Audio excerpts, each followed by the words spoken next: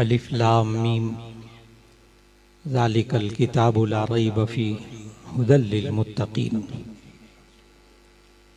सदक़ल्लाहुल अज़ीम। मोहतरम हाज़िरीन किराम, ये बड़ा बाबरकत मौका है कि 3 मरतबा किताब हिदायत कुरान मजीद का दर्स मुकम्मल हुआ और मुबारकबाद के काबिल हैं हज़रत मौलाना इनायतुर रहमान साहब, अल्लाह ताला इनकी उम्र में बरकत नसीब फरमाए। इसी तरह वो किताब हिदायत का दर्स देते रहें, आप हजरात उससे रहनुमाई हासिल करते रहें। ज़िंदगियां बदल जाती हैं दर्स में शरीक होने वालों की। और फिर वो हजरात जो कि तीनों मरतबा दर्स में मुकम्मल शरीक हुए, अल्लाह ताला उनको भी जज़ाए खैर अता फरमाए। और आज आप इख्तितामी दुआ में आप हजरात शरीक हैं, एक एक की दुआ को अल्लाह रब्बुल इज़्ज़त कबूल फरमा लें। लेकिन ये दर्स भी हो रहा, कुरान हकीम भी हमारे सामने, इसका तर्जुमा भी हमारे सामने। इसके बावजूद लोग इस किताब हिदायत से रहनुमाई हासिल क्यों नहीं कर पाते? ये बसा औकात इंसान सोचता है। कभी कभी आप कोई आयतें हदीसें किसी के सामने बयान कर दें तो वो आगे से ये कहता है कि मैं पढ़ा लिखा इंसान हूँ, मेरे सामने आयतें हदीसें न बयान करें, इसलिए कि मैं अपना अच्छा और बुरा जानता हूँ, क्या मेरे लिए अच्छा है क्या बुरा है मैं इसको समझता हूँ, आप ज़्यादा आयतें हदीसें न बयान करें। असल में ये आयतें हदीसें वही इलाही है, ये कुरान हकीम भी वही इलाही है और अहादीस नबविया भी वही इलाही है। मुहद्दिसीन असातिज़ा यहाँ मौजूद हैं, ये यही पढ़ाते हैं कि कुरान हकीम भी वही है, लेकिन वही मतलूब है, इसकी तिलावत की जाती है, और जो हदीस है उसे वही गैर मतलूब कहते हैं, यानी जिसकी तिलावत नहीं की जाती। इस तरह वो फ़र्क करते हैं। लेकिन ये बात तयशुदा है कि नबी करीम सल्लल्लाहु अलैहि वसल्लम के बारे में जो अल्लाह ताला ने फरमाया, मा यंतिक़ु अनिल हवा इन हुवा इल्ला वह्यु यूहा, नबी सल्लल्लाहु अलैहि वसल्लम कुछ नहीं बोलते थे मगर वही बोलते थे जो अल्लाह उनकी तरफ वही भेजता था। आज इंसान वही इलाही से बेनियाज क्यों नजर आता है? खास तौर पर हमारी नौजवान नस्ल वो वही इलाही से बेजार क्यों नजर आती है? उसकी बुनियादी वजह ये होती है कि दरअसल अल्लाह ने हर इंसान को अपना खैर और अपना शर मालूम करने के लिए कुछ ताकतें अता की हुई हैं। ये बात दुरुस्त है। अल्लाह ने इंसान को हवा से खमसा अता किए, 5 सेंसेस, 5 हवास। ये कान अल्लाह ने दिए, इससे इंसान सुनता है और सुनकर फैसला करता है मेरे लिए क्या अच्छा है, मेरे लिए क्या बुरा है। इंसान सुनता है, कहता है मुझे फलां की बात बहुत अच्छी लगी, मुझे फलां की बात बहुत बुरी लगती है। इंसान सुनकर फैसला करता है। ये कुव्वत सामिआ, सुनने की ताकत अल्लाह ने कान के अंदर रखी। इंसान इसके जरिए अपना अच्छा और बुरा मालूम करता है। इस इंसान को दूसरी कुव्वत अल्लाह ने दी है, ये आँखें। इनके अंदर कुव्वत बासिरा है, देखने की ताकत है। ये इंसान देखकर फैसला करता है मेरे लिए क्या अच्छा है क्या बुरा है। दिन रात आप ये काम खुद करते हैं। सब्जी खरीदते हैं, फल खरीदते हैं, आप देखकर फैसला करते हैं क्या अच्छा है क्या बुरा है। बेशुमार मिसालें आपके जहनों में आ जाएंगी। तो इंसान देख कर फैसला करता है। ये देखने की ताकत भी तो अल्लाह ही ने इंसान को दी है। तीसरी ताकत अल्लाह ने इंसान को कुव्वते शाम्मा दी है, सूंघने की ताकत। जो नाक के अंदर गुदूद हैं, इनसे हवा टकराती है और उस हवा के अंदर खुशबू या बदबू के ज़र्रात होते हैं। वो जब इस खैशूम ग्लैंड्स के साथ गुदूद से टकराती है, वो दिमाग को इत्तला करते हैं कि ये खुशबू है या बदबू है। ये भी अल्लाह ही ने इंसान को ताकत दी है।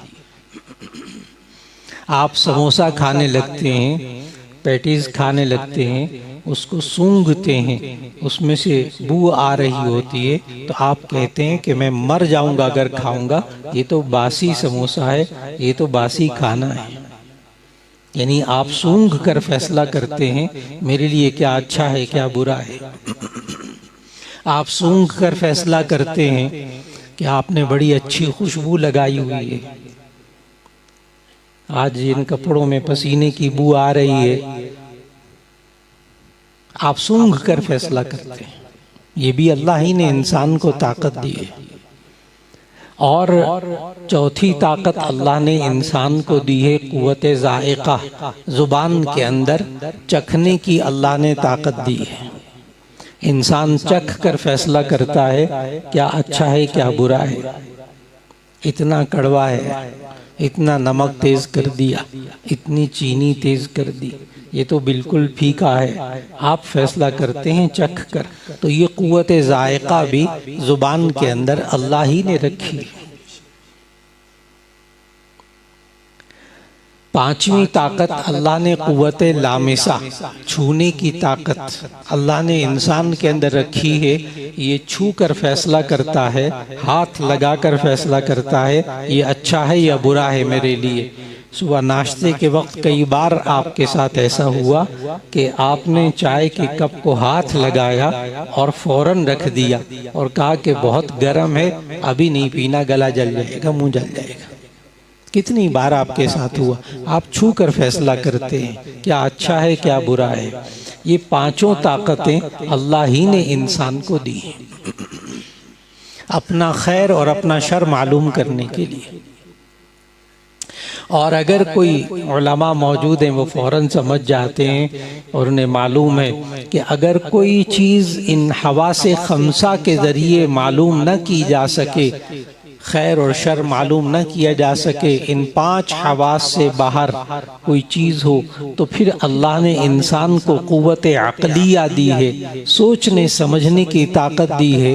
ये छठी ताकत कुव्वते अक़लिया, इंसान इससे फैसला करता है मेरे लिए क्या अच्छा है क्या बुरा है।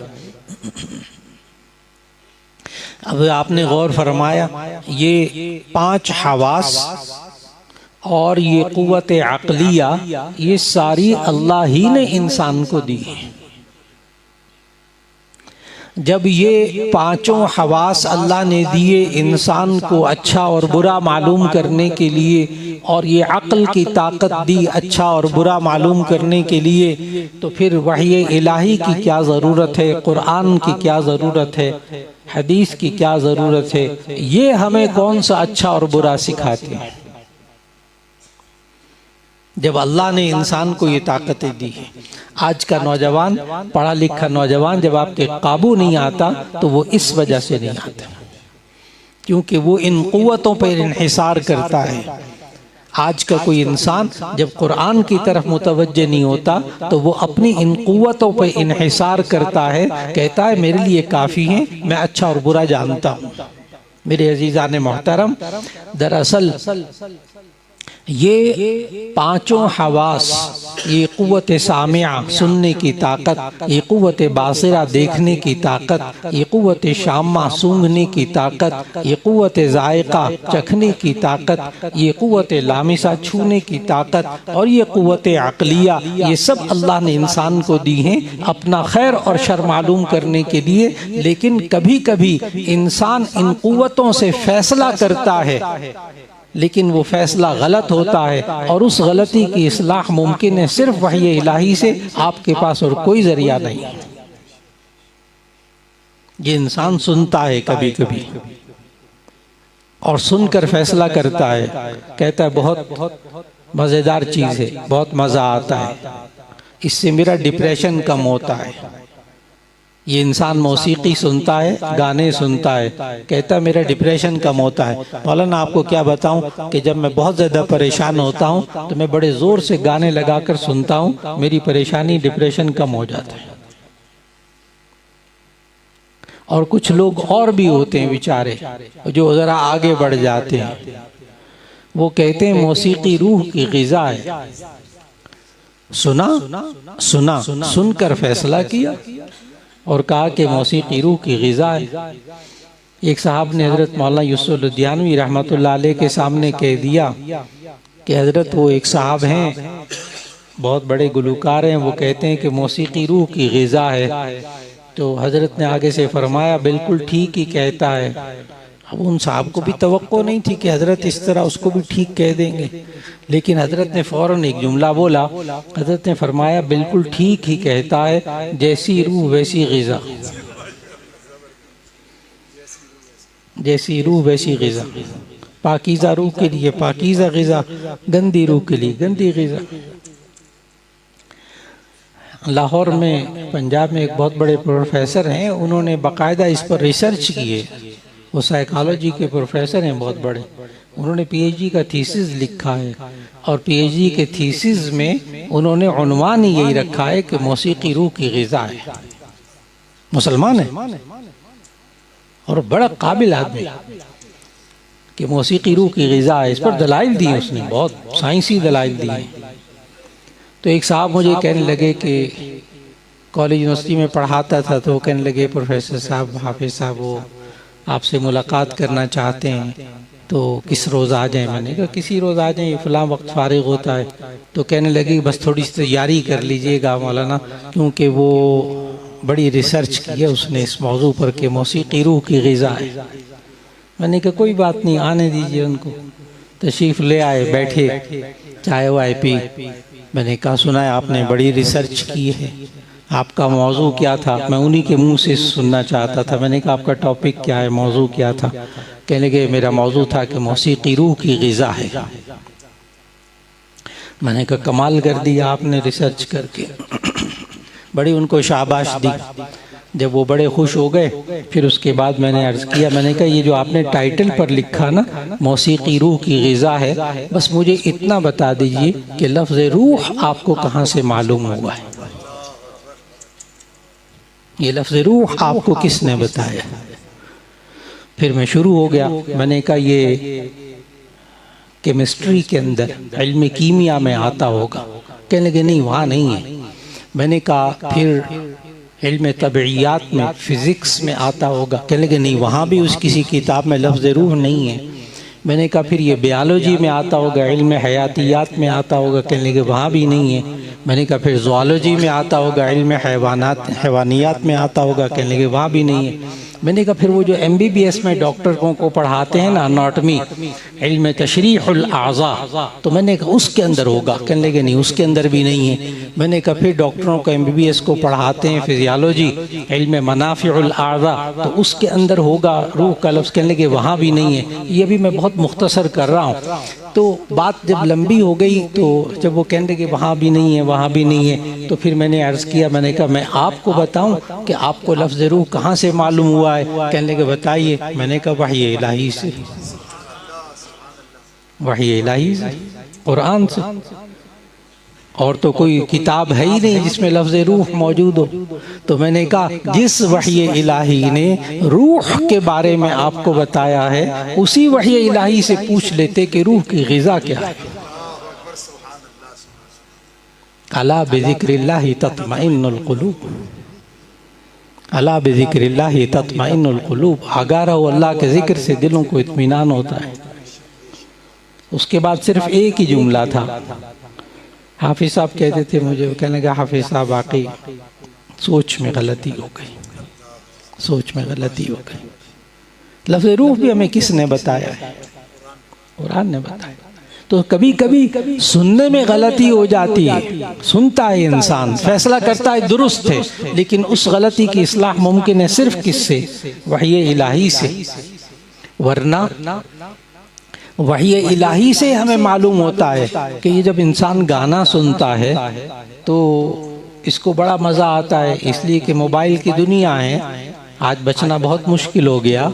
तो हदीस सामने रखनी होगी जो हमारे तमाम तलबा उलमा को मालूम कि अलगिना युंबितुन निफाक़ फिल क़ल्बि कमा युंबितुल माउ ज़रअ औ कमा क़ाल अलैहिस्सलातु वस्सलाम कि ये गाना इंसान के दिल के अंदर निफाक़ को इस तरह उगाता है जैसे कि पानी खेती को उगाता है कि आप पानी दें ज़मीन को, खुद ब खुद पौधे उगने लगेंगे।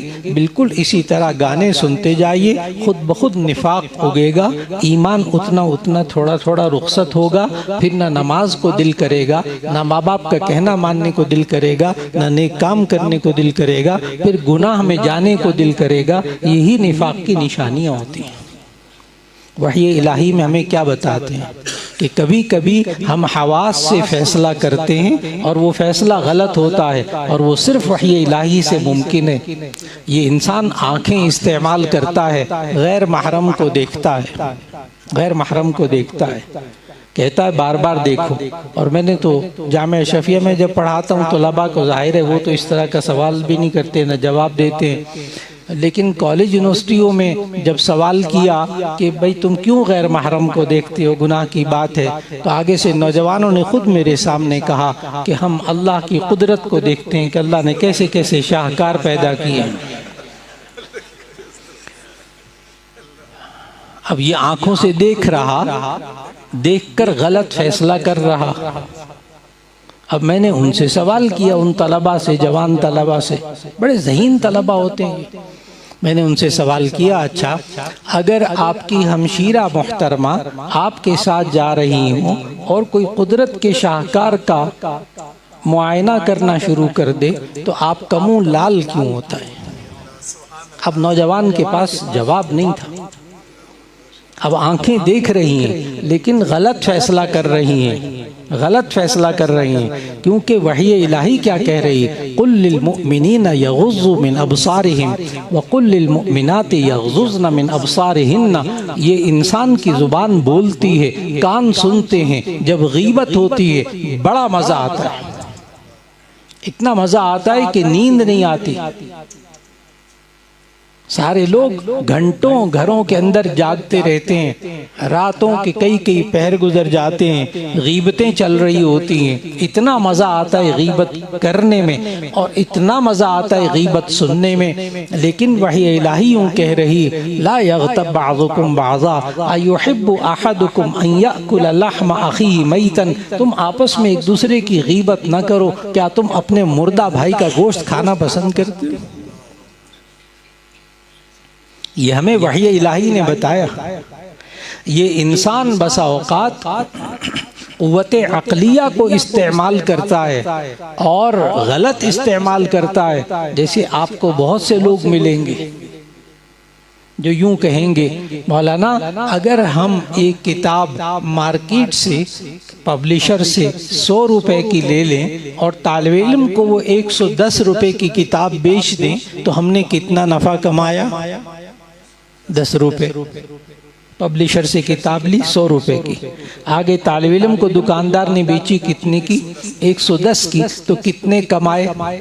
10 रुपए। तो मौलाना अगर मैं किसी को 100 रुपया नकद दे दूं और फिर उससे कहूं कि 6 महीने के बाद इसको 110 रुपए मुझे वापस देना, तो आप इसको सूद कहते हो, आप इसको हराम रिबा कहते हो।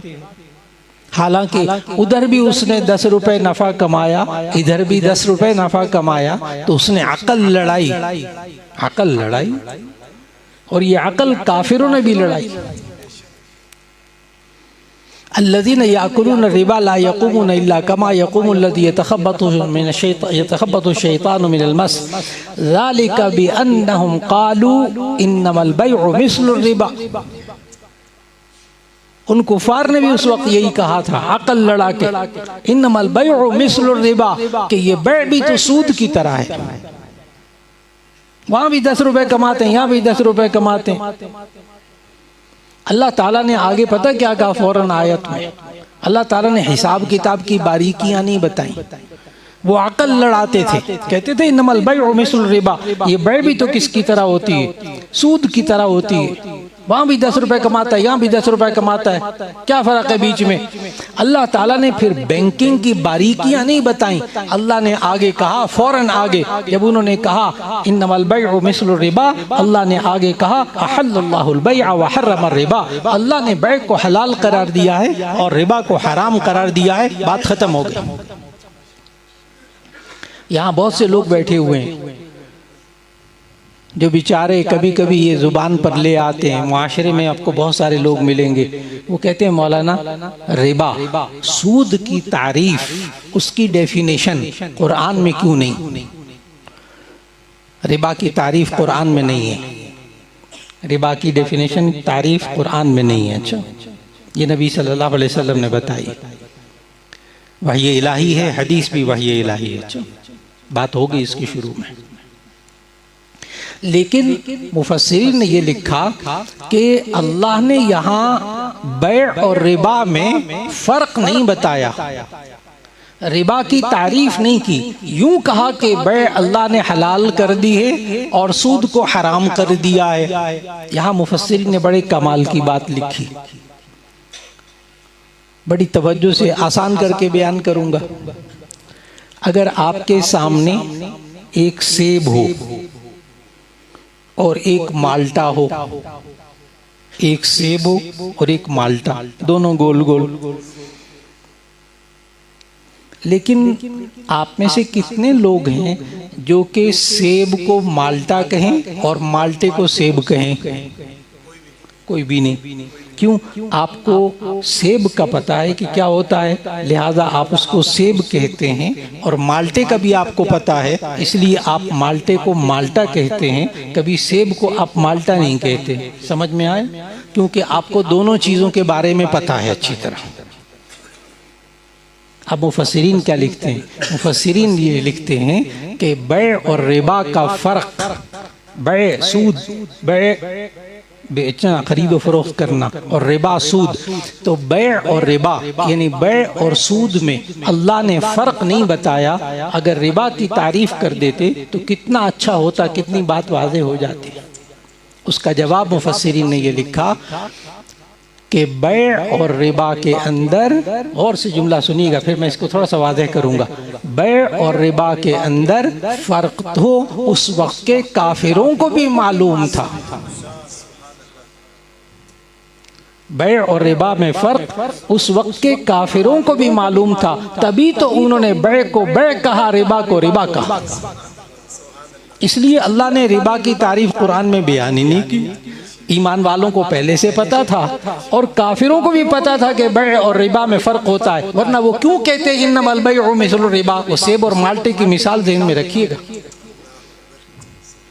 अगर आपको पता है कि सेब सेब है और माल्टा माल्टा है, तो आप कभी माल्टे को सेब नहीं कहेंगे, सेब को माल्टा नहीं कहेंगे। उन्होंने जब रिबा और बै के लिए अलग अलग लफ्ज़ इस्तेमाल किए उन काफिरों ने, तो उन काफिरों के ज़हन में ये बात मौजूद थी कि रिबा क्या होती है, बै क्या होती है।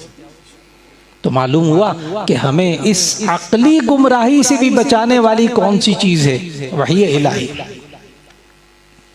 हम हवास से और हम अक्ल से फैसला करते हैं, कभी कभी गलती होती है। और बड़ी तवज्जो से ज़हन में रखिएगा कि हमें वही इलाही से और क्या पता चलता है। वही इलाही से हमें दूसरी बात पता चलती है, इस कायनात का पैदा होना, इस इंसान का पैदा होना, इस कायनात का आगाज़, ये भी हमें वही इलाही से मालूम होता है। जब दर्स आप बार बार सुनेंगे, तशरीफ रखेंगे, और जब सुनते हैं उन्हें मालूम है कि अल्लाह ने इंसान की पैदाइश के बारे में भी बताया, और अल्लाह ने इंसान क्या पूरी कायनात की पैदाइश के बारे में एक एक बात बताई वही इलाही के अंदर। वरना जितने हजरात यहाँ मौजूद हैं बहुत अच्छी तरह जानते हैं, जिसने मैट्रिक भी साइंस में किया होगा ना, उसे ये बात मालूम होगी कि आसमान जिसको अंग्रेजी में स्काई कहते हैं, ये साइंस का लफ्ज़ नहीं है। ये किसी की साइंसी किताब में लफ्ज़ स्काई आपको आसमान का लफ्ज़ किसी साइंसी किताब में नहीं मिलेगा। ये मिलेगा आपको इंग्लिश लिटरेचर में। ये नहीं कि साइंस आसमान को नहीं मानती, ना ना, साइंस पढ़ने वाले सारे दैरीय होते हैं, बिल्कुल गलत बातें हैं, बिल्कुल गलत बातें हैं। साइंस पढ़ने से कोई दैरिया नहीं होता। दैरिया जिसने होना होता है वो कुरान पढ़ के भी हो जाता है। युज़िल्लु बिही कसीरा व यहदी बिही कसीरा। हाँ, तो साइंसदान जो है वो आसमान को मानते नहीं, ये नहीं, उनके यहाँ साइंस में आसमान का लफ्ज ही नहीं है। ऊपर क्या है, दिन के वक्त देखते हैं नीला नीला। कोई बड़े से बड़े साइंसदान को बाहर बुला लें, बड़े से बड़े साइंसदान को बाहर बुला लें, उससे पूछें कि ये ऊपर नीला नीला क्या है, वो कहेगा स्पेस, खला खला। ये ज़र्रात पे रोशनी टकराती है इसलिए हमें नीला नीला नजर आता है, ये बच्चे भी जानते हैं। लेकिन कोई साइंसदान ये नहीं कहेगा कि यह आसमान है ऊपर, वो कहते हैं खला। और आगे क्या है, आगे खला ही खला है। आगे फुला नेपच्यून है, उतारिद है, मुश्तरी है, ज़ुहल है, सैयारे हैं, मरीख है, फुला है। और आगे क्या है, वो लाखों करोड़ों मील दूर फुला सैयारा है, फुला सैयारा है। बड़े से बड़े साइंसदान को बाहर बुला लें, बड़े से बड़े बाहर के साइंसदान को बुलाकर यहाँ बिठा लें, उससे पूछें आगे क्या है, इसके बाद क्या है, वो कहेगा खला, स्पेस, खला। अभी तक साइंसदान खला की इंतहा नहीं बता सके। बहुत अच्छी तरह याद रखिए, साइंस का एक छोटा सा तालिब इल्म हूँ, साइंस ने आज तक हमें इस खला की इंतहा नहीं बताई, आज तक नहीं बताई। एक दफ़ा बात हो रही थी इसी मौजू पर, तो मैं बार बार, अब तो ज़रा मुख्तसर वक्त है तो ज़रा मुख्तसर रख रहा हूँ, तो मैंने कहा कि आगे क्या है, आगे खला है। फिर कहा आगे क्या है, आगे खला है। उसके आगे मरीख के आगे क्या, आगे खला है। तो जब बार बार खला का लफ्ज़ जिक्र कर रहा था तो एक साहब बीच में से बड़े जज्बे में खड़े हो गए, जोश में, कहने लगे मौलाना आज पता चला है कि दुनिया बैतुल खला है।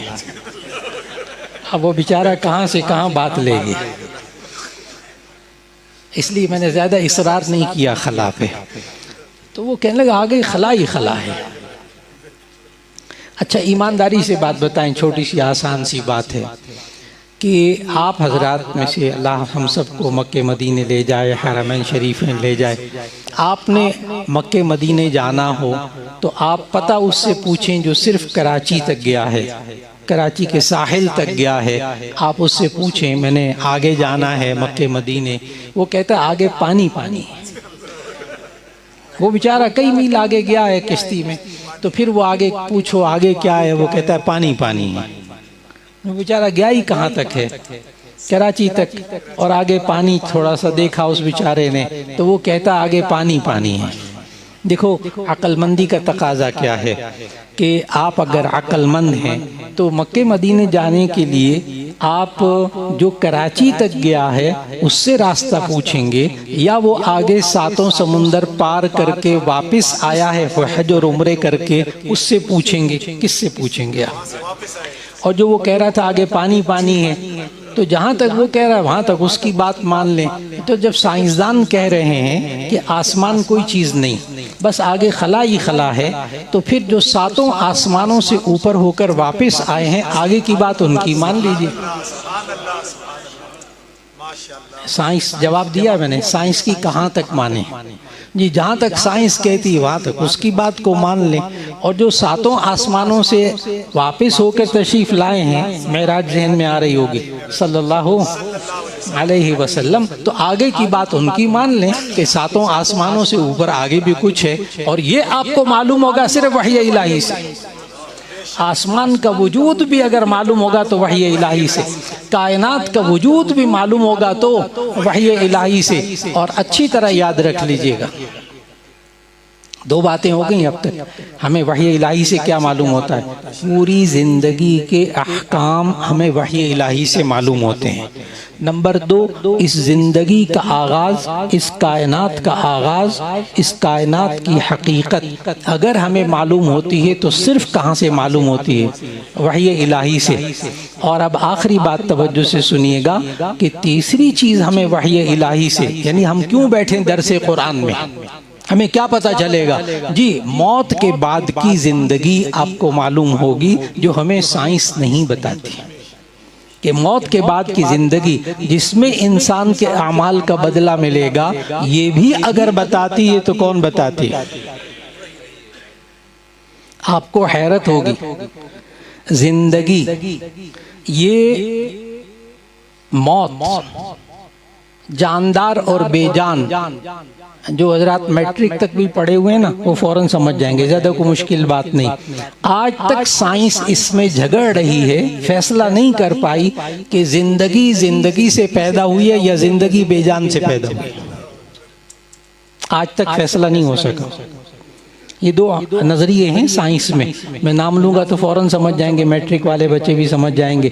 बायोजेनेसिस और एबायोजेनेसिस, यानी जिंदगी से पैदा हुई है या जिंदगी बेजान से पैदा हुई है, मुर्दे से। आज तक नहीं, फैसला नहीं हो सका, अभी दलाइल चल रहे हैं। लेकिन अल्लाह वही इलाही में पता क्या हमें कहता है? अल्लाह वही इलाही में हमें कहता है, दर्स में बैठकर देखें, आपको ये सब बातें मालूम होंगी। अल्लाह वही इलाही से बताता है कि कुल अक्ली तौर पर 4 तरीकों से पैदा करना मुमकिन है। 5वां तरीका पूरा जोर लगा लें, बड़े ज़हीन तरीन लोग वो 5वां तरीका नहीं निकाल सकते। अल्लाह ने कुरान में बताया कि अल्लाह 4 तरीकों से पैदा करके दिखा रहा। इन्नल्लाह फालिकुल हब्बि वन नवा युखरिजुल हय्य मिनल मय्यित व युखरिजुल मय्यित मिनल हय्य। अल्लाह 4 तरीके से पैदा करके, अल्लाह ने ये नहीं कहा मैंने 4 तरीके से पैदा किया ना, अल्लाह कहता है मैं पैदा करके आज भी दिखा रहा। आपको समझ में आना चाहिए वही इलाही से हमें क्या मालूम होता है। वही इलाही से हमें जिंदगी की हकीकत मालूम होती है। और वो 4 तरीके कौन से? अल्लाह पैदा करके दिखा रहा है आज भी, जिंदा से जिंदा। नंबर 2, मुर्दे से मुर्दा। नंबर 3, जिंदा से मुर्दा। नंबर 4, मुर्दे से जिंदा। ये चारों तरीकों से अल्लाह आज भी पैदा करके दिखा रहा। कैसे? इंसान जिंदा, उससे पैदा होने वाला इंसान जिंदा। मुर्दे से मुर्दा, इन्नल्लाह फालिकुल हब्बि वन नवा। ये गुठली, ये बीज, ये दाना जो आप जमीन में बीजते हैं, ये क्या है? मुर्दा, बेजान, इसमें रूह नहीं है। और इससे पैदा होने वाला पौधा भी क्या है? मुर्दा, बेजान। कोई मुझे ये ना कहे कि जी वो उसमें भी, पौधे में भी जिंदगी होती है, उसमें भी फुला होता है। अल्लाह के बंदे उस चैप्टर को पूरा पढ़ो, आखिर में लिखा है जैसी जिंदगी इंसान में होती है वैसी उसमें नहीं होती, उस एतबार से वो मुर्दा है। तो गुठली और बीज क्या है? मुर्दा। और उससे पैदा होने वाला इतना बड़ा दरख्त क्या है? मुर्दा। अल्लाह आज भी मुर्दा से बेजान को पैदा करके दिखा रहा है। कितने हो गए? 2 तरीके। और अल्लाह जिंदा से मुर्दा आज भी पैदा करके दिखा रहा है। मुर्गी जिंदा, उससे पैदा होने वाला अंडा मुर्दा, अल्लाह आज भी पैदा करके दिखा रहा है। नंबर 4, मुर्दे से जिंदा, ये अंडा मुर्दा, इससे पैदा होने वाला चूजा जिंदा। 4 तरीके हो गए और ये अल्लाह करके दिखा रहा है।